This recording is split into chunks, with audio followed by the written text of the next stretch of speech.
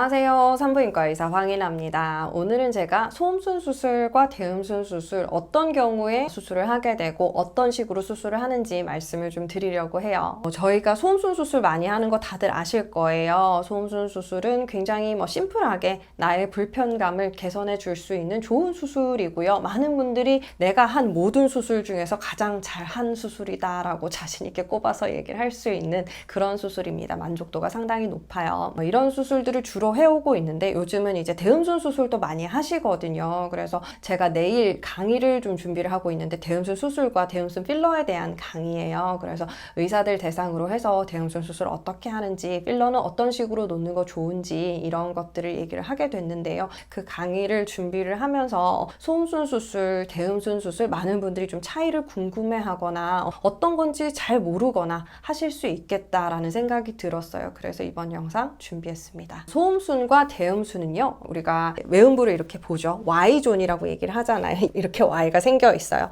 Y 중에서 이 부분 있죠. 커다란 Y, 이 안에 들어있는 부분. 이게 우리가 생각하는 대음순 부분입니다. 그래서 이 전체를 얘기를 하는 거기도 하지만 이 Y의 이 아래쪽에 붙는 부분이 있죠. 팬티를 입었을 때 팬티 아래쪽에 닿는 부분, 그게 대음순입니다. 그 대음순을 벌려봤을 때 한쪽씩 이제 소음순이 있는 거죠. 어떤 분들은 소음순이 굉장히 크니까 자기는 이게 대음순이라고 생각했다라면서 대음순 수술 상담을 오시더라고요. 대음순 수술 상담이라고 들어갔는데 이분 대음순 멀쩡하고 소음순만 커요. 이거 수술하시려는 거예요? 하니까 소음순 수술 맞대요. 그래서 대음순과 소음순이 뭔지 약간 긴가민가 하신 분들도 많은 것 같아요. 의사들은 매일 그거를 배우고 산부인과 의사들 특히 맨날 그거 보고 있으니까 이게 소음순이다 대음순이다 환자들이 모를 거라고 생각을 못하는 것 같아요. 어쨌든 이런 사진을 보여주면서 요거를 수술할 거예요 라고 보여드리는 게 가장 명확하죠. 이게 소음순이에요, 이게 대음순이에요, 외우세요 하는 것보다는 요거를 요렇게 할 거예요 하는 게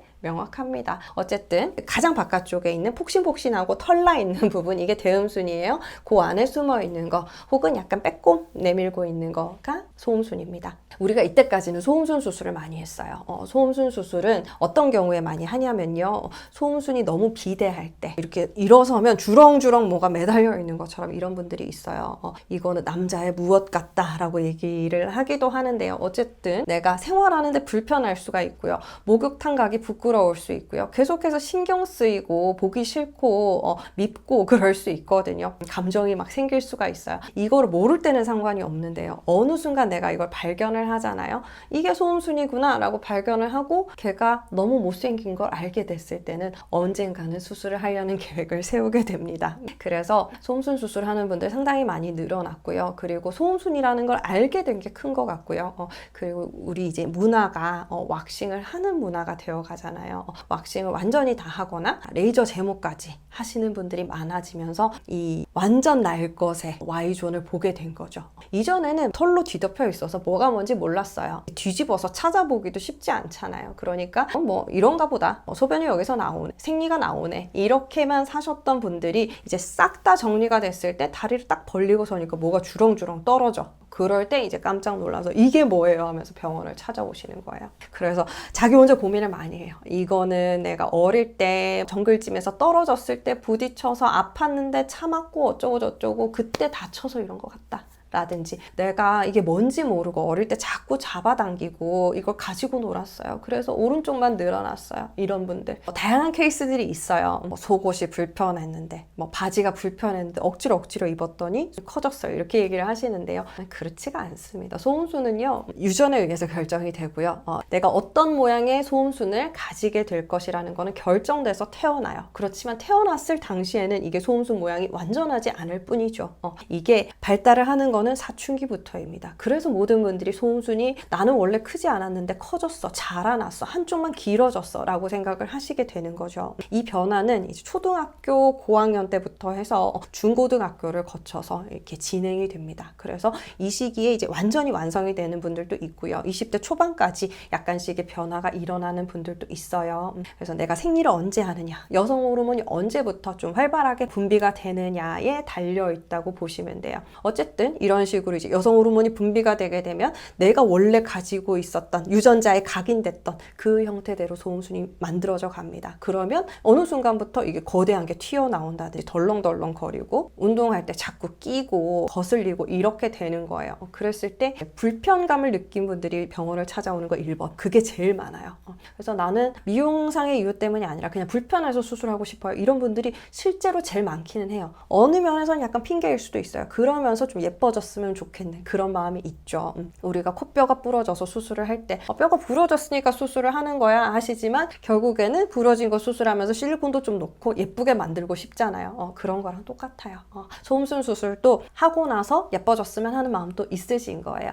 어쨌든 불편한 거 1번. 두 번째가 이제 미용상의 이유. 한쪽이 너무 늘어졌다라든지 이제 비대칭이 심하거나 너무 이제 색이 검다거나 이런 미용상의 이유로 수술을 하고 싶어 하기도 합니다. 그래서 이쪽에 또 정말 문제가 생겨서 하시는 경우도 있어요. 바깥으로 노출이 돼서 너무 쓸리고 눌리고 계속적인 자극을 받다 보니까 남자들은 나는 뭐 이래도 괜찮은데 이렇게 얘기를 해요. 그렇지만 그거는 나와도 되는 조직인 거예요. 남자들의 몸이랑 여자들의 몸은 다릅니다. 소음순은 바깥으로 나오려고 만들어진 애는 아니에요. 그런데 바깥으로 계속 노출이 되면서 자극을 받고 피부 쪽이 자꾸 가렵고 따갑고 이런 증상들을 겪게 되면 피부 변형이 생긴다든지 반복되는 염증 때문에 가렵고 따갑고 피가 나고 이런 문제들이 생기는 분들이 있어요. 그런 분들은 정말 치료적인 목적으로 수술을 하게 됩니다. 그런데 이런 식으로 나는 불편해서 혹은 정말 병이 있어서 치료적인 목적으로 수술했는데 왜 보험이 안 되나요? 하시는데요. 소음순은 성형술이에요. 산부인과에서 하는 유일한 성형수술입니다. 다른 것들은 성형수술에 안 들어가요. 질성형도 성형수술에 안 들어가요. 소음순 수술만 유일한 성형수술이에요. 그래서 우리가 눈하고 코하고 이런 거 할 때 하듯이 부가세가 붙습니다. 그게 성형수술 그리고 미용시술 이런 것들에 이제 붙이는 세금이에요. 어쨌든 이런 이유들로 소음순 수술을 선택을 하게 되는 거죠. 소음순 수술을 하고 나면 쭉 늘어졌던 소음순도 교정이 되고 비대칭이었던 짝짝이 소음순도 똑같이 예뻐지고 이런 식으로 되기 때문에 많은 분들이 내가 불편한 것도 좋아지고 모양도 예뻐졌어. 안으로 쏙 들어갔어. 색도 밝아졌어. 그러면 만족하지 않을 수 없는 거죠. 그래서 소음순 수술은 굉장히 많은 분들이 하시고 크게 컴플레인도 없고 편안한 수술이야. 부작용이 생길 것도 많지 않아요. 다른 수술 비해서. 그런데 이제 대음순 수술하는 경우를 얘기를 해드릴게요. 대음순은 왜 수술하지? 소음순은 불편해. 튀어나와 있어. 이런 것 때문에 수술을 하시는데요. 대음순은 늘어지는 것 때문에 수술을 많이 하세요. 늘어질 수도 있지라고 생각하실 수 있겠지만 특히 이제 왁싱 많이 하신 분들은 피부를 계속적으로 뜯잖아요. 뜯는 자극에 의해서 피부가 점점점 이제 늘어진다는 느낌을 많이 받으세요.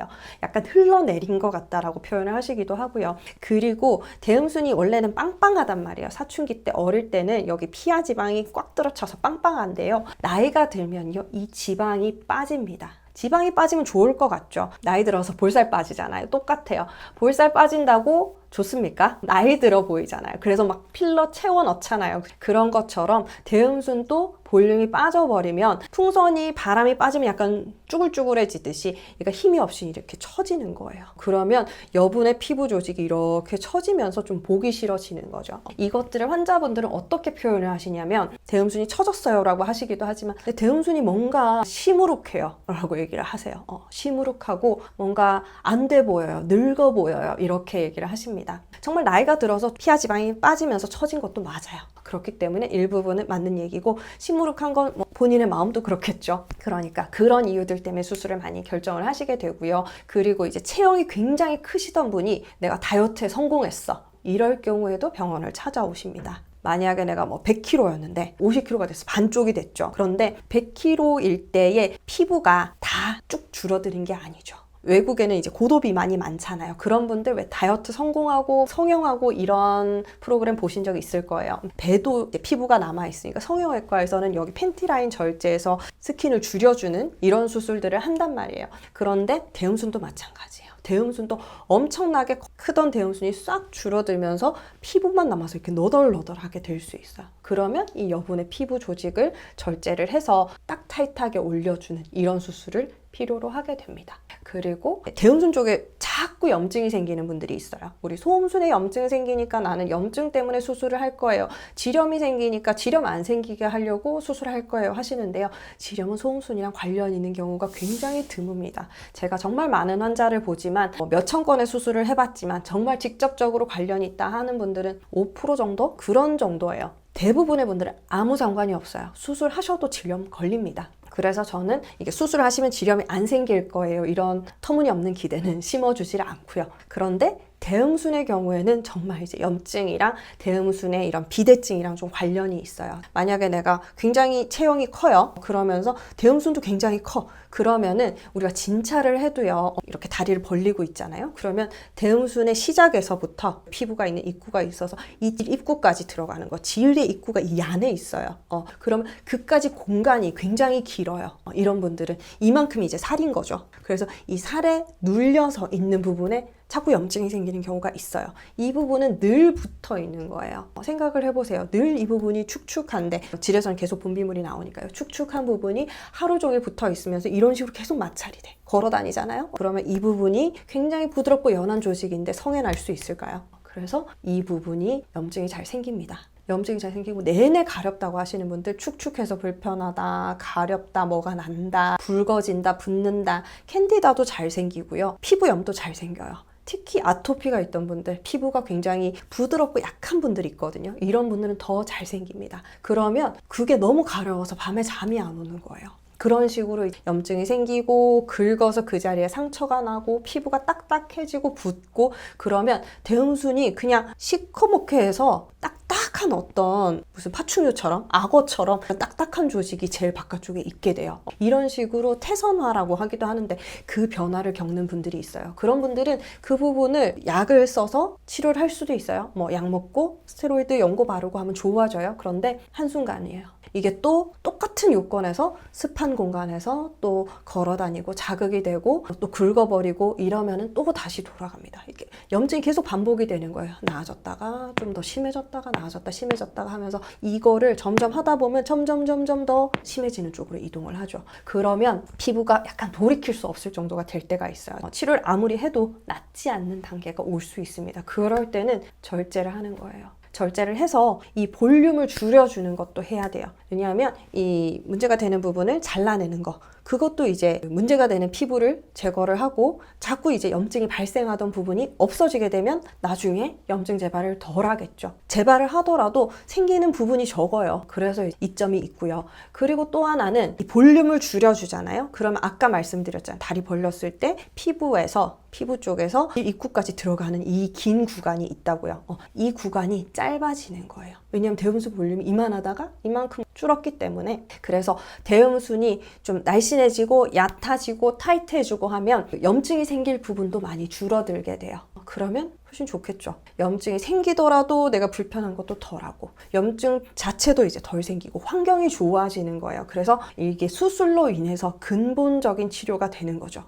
여러분들 다 좋아하시잖아요. 이거 근본적인 치료가 되나요? 이런 거 너무 좋아하시잖아요. 그래서 그런 식으로 이제 아예 대음순이 염증이 호발하는 환경 자체를 바꿈으로써 재발을 하지 않게 해주는 그런 치료까지도 가능한 거예요. 수술 방법도 얘기를 좀 하려고 했는데 시간이 너무 많이 지나서 다음 주에는 소음순 수술을 하는 방법, 대음순 수술을 하는 방법 다 같이 좀 설명을 드릴 수 있도록 할게요. 오늘 영상 좀 유용하셨으면 좋겠네요. 소음순, 대음순이 뭔지 모르겠어. 나는 뭐 수술을 하고 싶어. 다른 사람들은 뭐 때문에 수술을 하지? 이게 궁금하셨던 분들은 좀 도움이 되셨을 거예요.